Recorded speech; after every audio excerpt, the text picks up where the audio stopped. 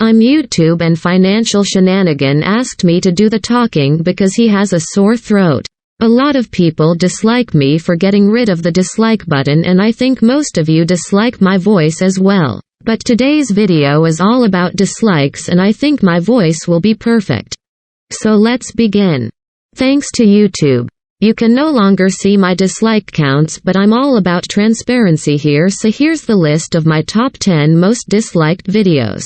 To be more specific, this list is ranked in order of my video's dislike percentage and not just how many dislike a video got, because even though both of these videos have 2 dislikes, the top video has a higher dislike percentage of 25% compared to the bottom video's 18.2%. And honestly, the fact I need to explain all this to you just shows how dumb you are. So before we jump right in, make sure to smash the dislike button and don't forget to subscribe to dislike more of my future videos. Any case, in 10th place, we have Graham Stephan saying "What's up you guys, it's Graham here" 385 times, with a dislike percentage of 26.7%. Pretty straightforward, pointless video to start off this list, and yes, Bunkmaster Flex 77. I also liked the part where he said, "What's up you guys, it's Graham here." And despite the dislike percentage, I couldn't find any negative comments. The worst being Punk Cover Moose asking, "Why?" To which I responded, "Why not?" Number 9 is also a compilation video. This time of YouTubers saying GameStop 412 times, with a dislike percentage of 27.3%. So moral of this story: avoid compilation videos because people genuinely don't like them, so I guess I'll hold off on releasing my next compilation video of Meet Kevin saying courses and coupons 500 million times. But moving right along, coming in 8th place with a dislike of 26.7%, we have Graham Stephan confronts me. And to explain why he is confronting me, Graham left me this lengthy comment on this video where I called Graham Stephan a sellout for getting paid to promote Wealthfront that charges a ridiculous 0.25% annual fee to buy and hold broad market ETFs when, in Graham's own words, he told us he would never use a brokerage that charges such crazy high fees. Anyway, the video was in response to his comment left on my video exposing him, but I guess some people didn't like my tiny just cracked 1,000 subs channel going after their Goliath YouTuber of personal finance. Now, apologies to Gamarin because I never want to come across as really rude, but I think it's important to hold public figures accountable because, like Warren Buffett says, it takes 20 years to build a reputation and 5 minutes to ruin it. And speaking of reputation, as a Korean, it probably wasn't the best idea to release this 25-minute long video explaining why the Amazon of Korea was going to fail. But oh well. I did, and it's currently number 7 of my most hated videos, with 30.4% dislike. Even now, I still get comments both for and against Coupang, so it's an interesting stock to follow. I posted this particular Coupang video 10 days after its IPO, and at least right now, my prediction has come true, with Coupang currently down 44.39% and being responsible for a $6.7 billion loss for SoftBank Vision Funds. I'll talk more on this later because this isn't even my most disliked Coupang video. Moving on. Let's say you're walking down an empty street late at night. Who is the last person you want to encounter? For me, it's any dividend investor who saw my next video where I explained why I don't care about dividends and why you shouldn't as well. I mean, seriously.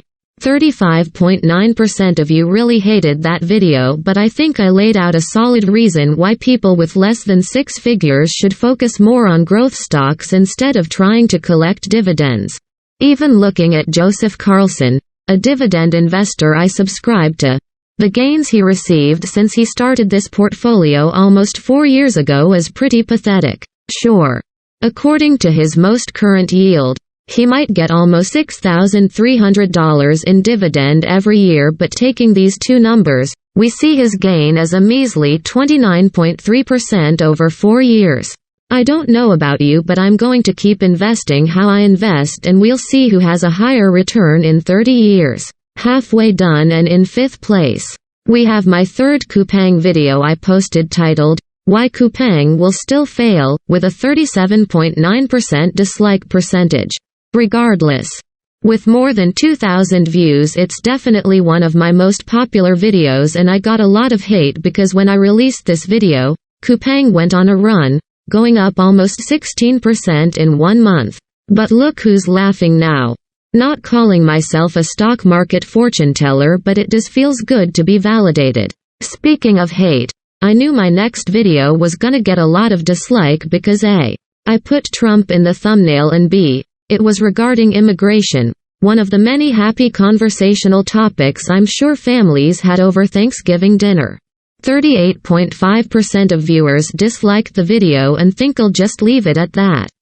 And coming in 3rd place, we have yet another Coupang video, this time with a 40.4% dislike percentage, titled, The CNBC Interview They Don't Want You to Watch. It's also my channel's 2nd most viewed videos, and as a whole, I guess people really enjoy my Coupang analysis, with all 4 of my Coupang videos receiving thousands of views. Now if I was smart and wanted to please the YouTube algorithm, I'd turn into a Coupang bashing channel, but nah. I'm just going to do random videos that I want, when I want. Just like today's totally unnecessary video.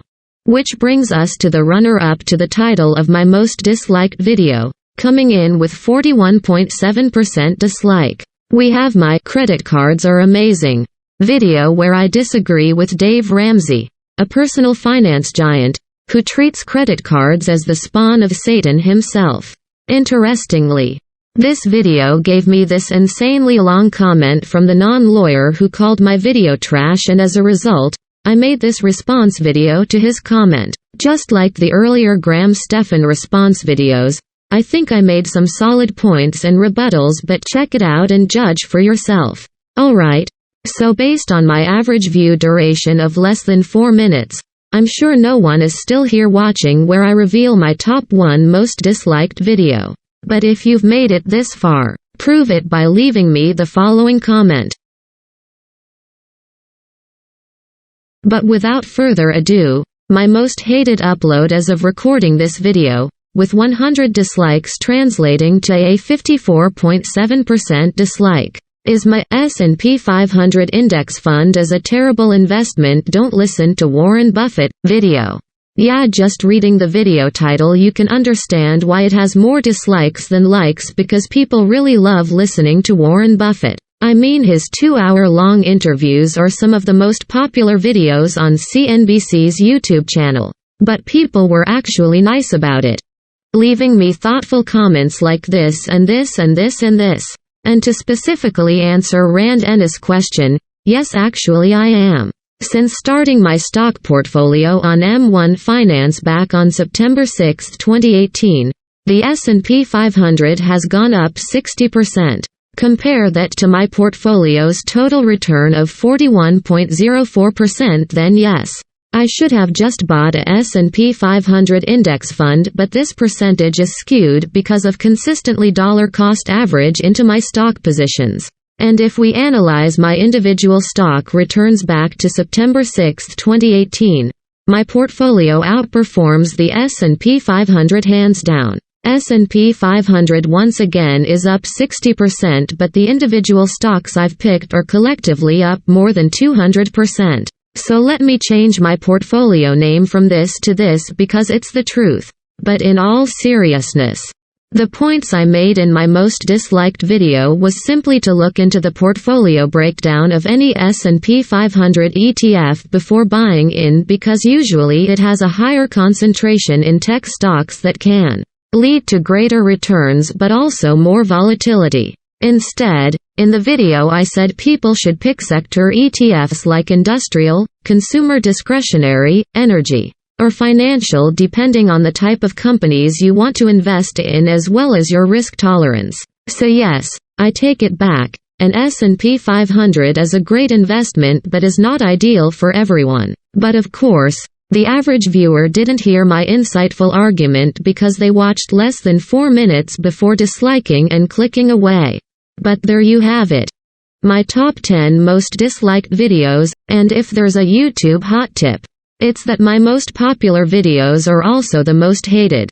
So start ruffling some feathers and make videos that'll make people angry and upset.